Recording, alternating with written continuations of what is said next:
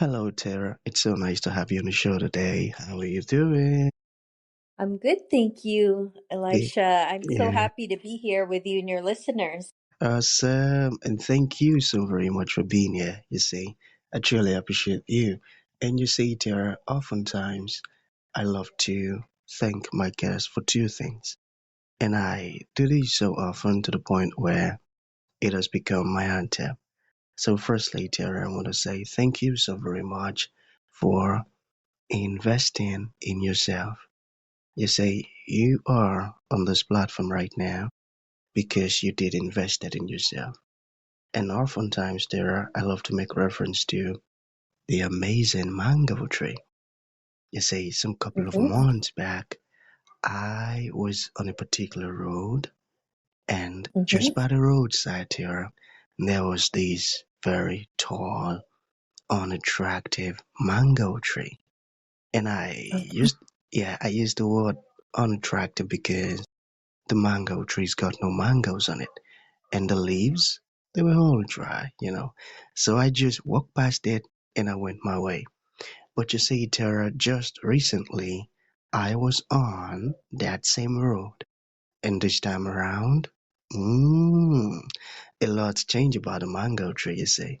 The mango tree caught my attention pretty good from a distance, and immediately I got the urge to move so close to it, of which I did, and it wowed me because now the mango tree's got a lot of mangoes on it, beautiful green leaves and healthy branches, and not just mangoes now, dear.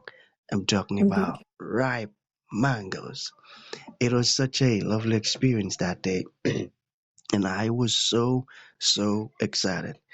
Here is my point: the fact that you dedicated your time, energy, and resources to becoming the amazing Tara that you are today. That alone has made it impossible for me to skip you. And that's why you got the request from me to be on the show because I was attracted to the fruit of all that you're doing, your philosophies, your journey, your insights, your work and the impact your work is having. And how you are offering your solutions there. The stuffs are beautiful. And just before I sent you that request, I said to myself, I've got to benefit from these beautiful things Tara is doing. And not only me now, because, I don't want to look selfish and even with the audience. And here we are today with the amazing Tara. So thank you so very much for doing that yourself. Oh, And secondly, yeah, thank you for saying yes to the invite.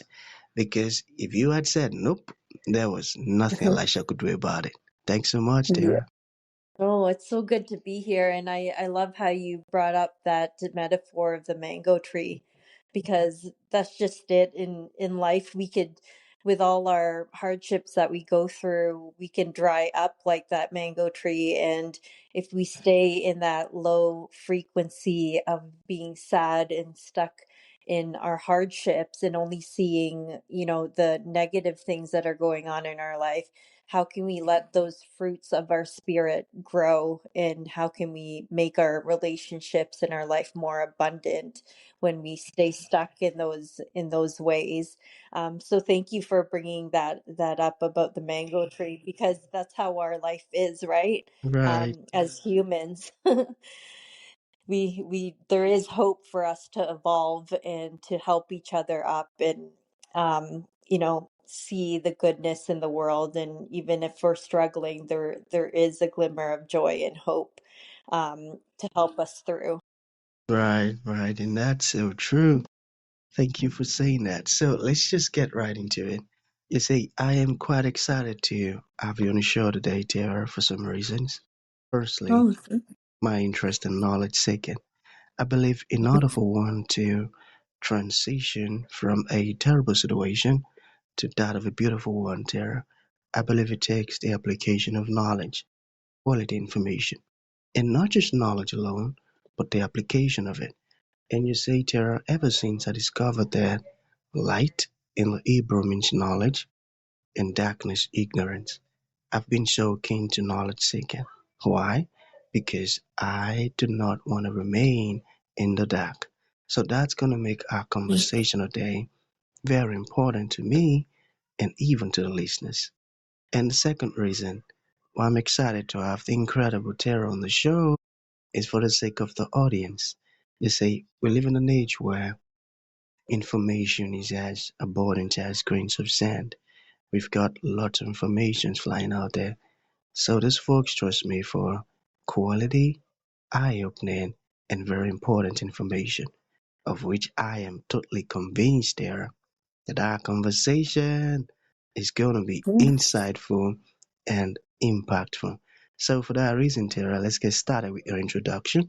Talk to us about your personal or your professional journey, because right now we are so curious. We want to know how Tara got here. Then, afterwards, I've gotten some beautiful questions for you. Okay, Tara, over to you. Okay, so I'll start with explaining how, I went through 15 years of corporate experience in the working world, working in advertising, marketing, and also healthcare fundraising. And I was always a curious person by nature and wanted to try these different career experiences. But when I started off in advertising, fresh out of university, it was an exciting world. We were always meeting people, and you're getting out there with the managing advertising campaigns. And to me, like over time, after I worked in that industry for a couple of years, I realized it was not aligned with my values. I thought of it as a corporate greed machine, promoting consumerism and false promises to consumers that, they could be happier if they just buy Mm, this product. Um, and that wasn't for me. So I decided to step away and then look for something more service based where I could help people. I was always interested in healthcare and how could we help save people's lives in healthcare through fundraising and like writing communication reports for donors so that they'll be captivated and compelled to donate money to the hospital for better healthcare in Canada. So I was a part of that for many, many years, and I learned a lot through writing reports about different treatments and all these different things, and how to fundraise and write compelling case studies that would make donors want to donate. And I loved it because I could thank people for their contributions and let them know how their support was making an impact on real patients' lives. But then, as you know, like I was always yearning for more of a growth where, I may not have had a direct impact on those people's lives, but I was always searching for more. I knew that I loved to write. And I deep inside of me, I was always like, okay, well, how can I do this more? But I didn't know how. I kind of suppressed my true feelings of following my purpose for writing because I had a young family to raise, young daughter, and then I was trying to climb the corporate ladder. And then I believe I reached the peak of my career because I got promoted and had this opportunity to run um, a marketing team to raise more money for a different hospital, and it was more specific to marketing to raise money in different ways. And it was, my dream come true as I had thought, but signs were pointing that that was not my purpose and calling in life because all these obstacles started to pop up, and you know conflict was arising, and no matter how much I tried to do a great job and lead people in a good way, it just seemed like God was giving me signs that, you're not meant for this path. Stop pursuing it and go in a different direction. So I'm very deeply intuitive. I believe in signs from God in the universe, and one of the biggest signs was I hit a roadblock of encountering a health issue. And that was something I could not put on the back burner anymore. I had to attend to my health and make a very tough decision to resign from the position. Um, and at the time I thought, what kind of life do I have if I don't have my health? The Mm, money and the, appearances, the status, that does not matter. So yeah, I made the tough decision to resign, and that was around the same year as the pandemic, and COVID-19 had affected everyone's lives, and my family and I had made the really tough decision to move out of the city and move to a smaller town, um, to live a slower paced life, and for me to go on a self discovery and healing journey of not only healing my health, but my mind, body, and spirit, and connecting with my purpose of writing again. In those years of 2020 to 2024, I was deeply entrenched in writing my story to help people, and then turning that into a self-help book for others to overcome the challenges in their life. So my whole mission with that is to help people find inner peace. And I'll mm, stop there for now, but it was a long journey. It wasn't an easy one. It may have seemed like a great life just writing and, not making any money doing that, but I had to pursue other areas to help make a bit of income while I planned this journey of writing the book and finding ways to help others and be of service to others through my writing.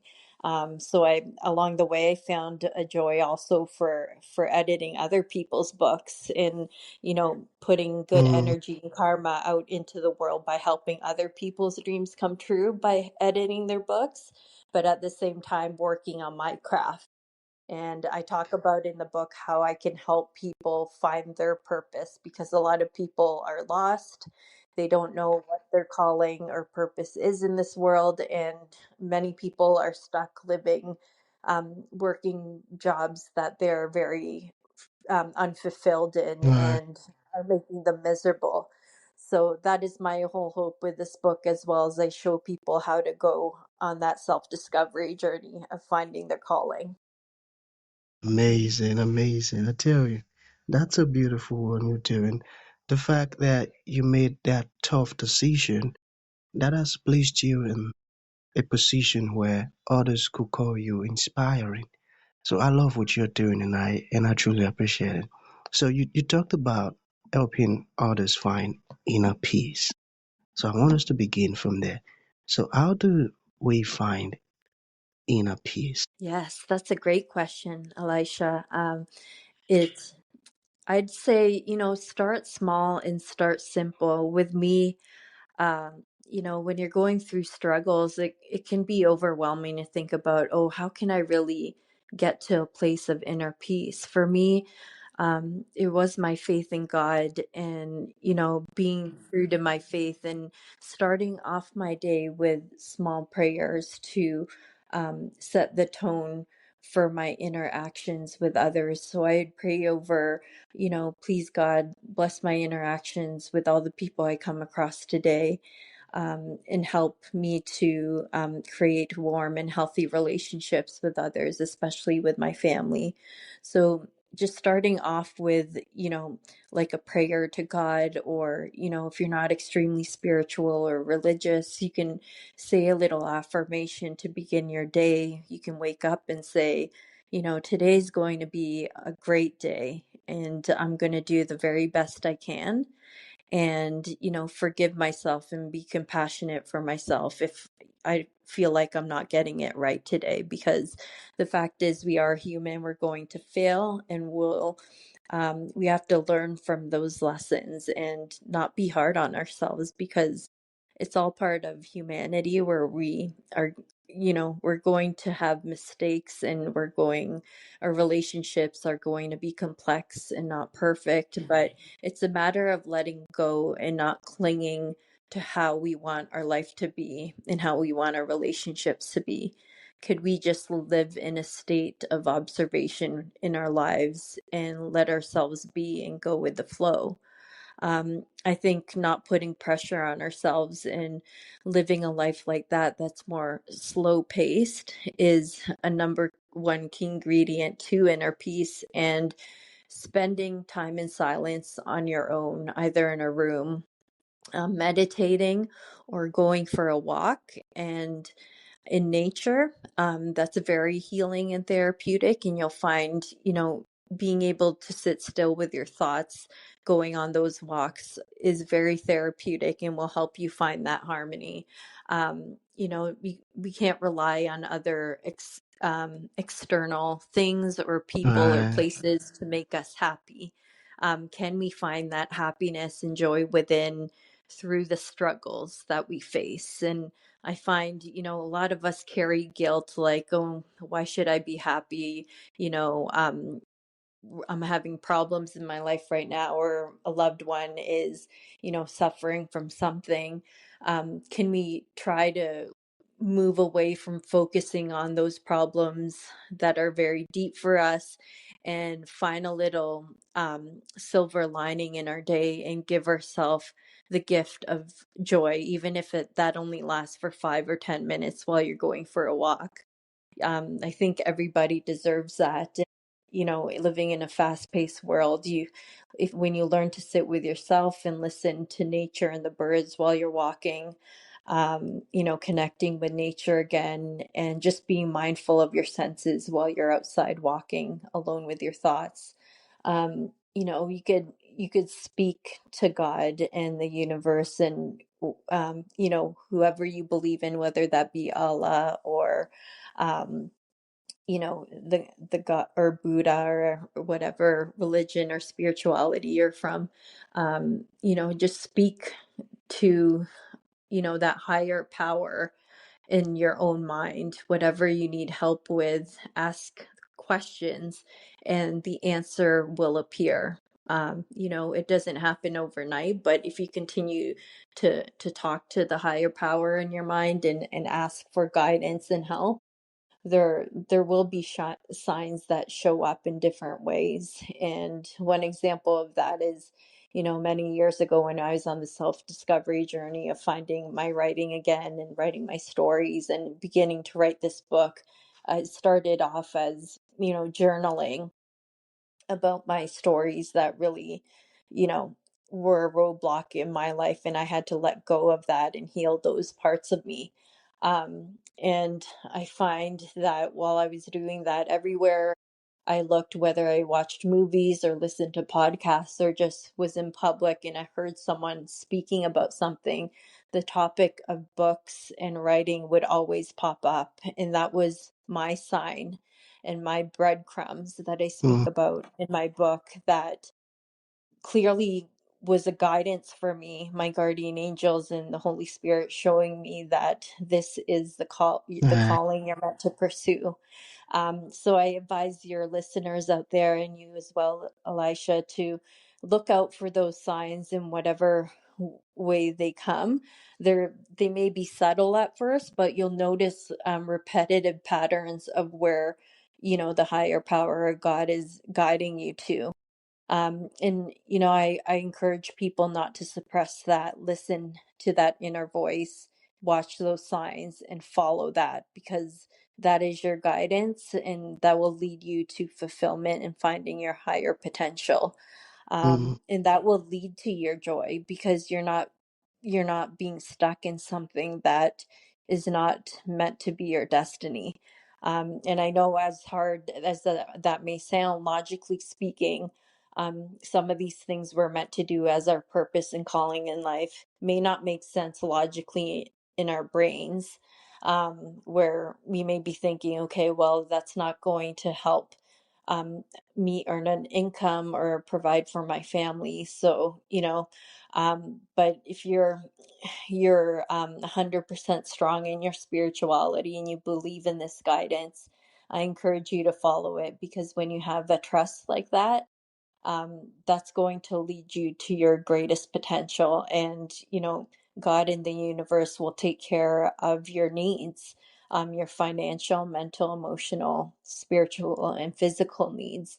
Because once you're following that calling and purpose, you're listening to God's plan for your life, and um, there's no need to worry or be stressed about, how am I going to survive? Because once you're following in the footsteps of what you're meant to do in your life, all of the resources that you need and all of your needs, basic needs, will be met. And I'm a testament to that because I went from earning at the top of my pay scale in marketing, healthcare, fundraising to, going on this self-discovery journey and not making a whole lot of income, but God provided in different ways, and I was able to find, my freelance work through editing, and it's not a whole lot of pay, but I'm finding that all my needs are being met, Yeah, and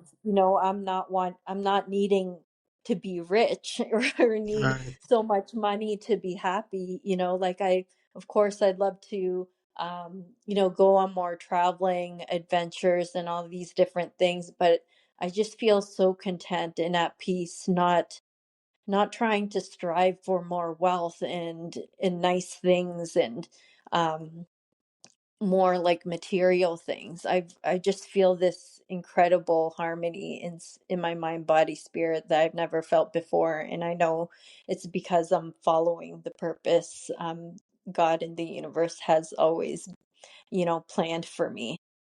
So that's what I want to teach people. Once you have to have that trust and don't get in your logical mind about, well, how am I going to make ends meet?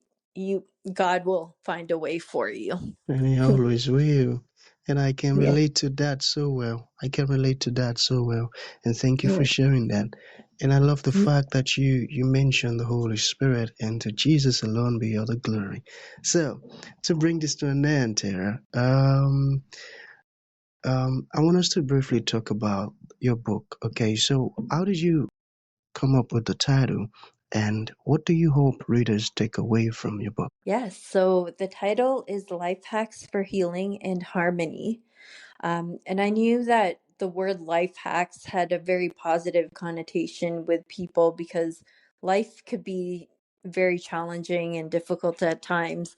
So, in that word itself, in those words itself, life hacks, it helps people think, okay, well, this could make my life better. So that's Mhm. why I said life hacks. And then for healing and harmony.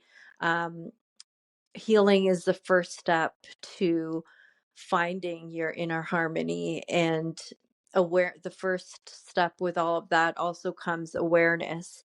So I know a lot of people either may not be ready to heal, or just want to suppress any past wounds that they have that that bring them bad memories. But I think the key to finding that real inner peace and harmony is you need to go through a healing journey. And trust me, it's not linear and you can't fix your issues overnight. It can take years, but I don't want it to sound daunting. I just want people to know that this book is here for universal common things we all deal with, whether that be anxiety, illness, self image struggles, identity issues, life transitions. A big one now is fear, how to overcome fear and finding your purpose. And then also using adventures and traveling and different things like that to find a little bit of joy in your life and help you through your healing. So there's some unique ideas in there and also some very common ones, but they're simple things that we discussed already. There's a lot more strategies in there that are not one size fits all. You pick what works for you, but it's easy to follow strategies that you can use in your day to day life. And I promise you, if it helped me, overcome, um, you know, past things that I've been going through, I know it could help all of you too. So I highly encourage it. Life Hacks for Healing and Harmony is now available on Amazon and all marketplaces around the world. And then you can also visit my website, terrasweetawakening.com. And I'll give you your listeners a freebie. You can download a free chapter to give you a sense of my writing style, and to even help you see how this could help you and give you a taste of whether or not you want to buy the book and learn more. But if not, there's a lot of information on my website, and I can provide, there's some resources you can sign up for as well. Yes. Beautiful. So can you repeat your website? Oh, yes, my website is www.tara, that's Tara, sweet, SWEET, and then the word awakening, which is AWAKENING.com. And you'll see my picture there, my biography, and the whole reason behind the book and the description, and how I also help people on a healing journey as well. So, yeah, I hope that you guys can contact me and send me a message if you like. All right. So that's going to be the end of the show, Tara. Thank you for coming and thank you for sharing this very important stuff with us. It means a whole lot. Thank you. Yes, thank you. I'm wishing you all peace.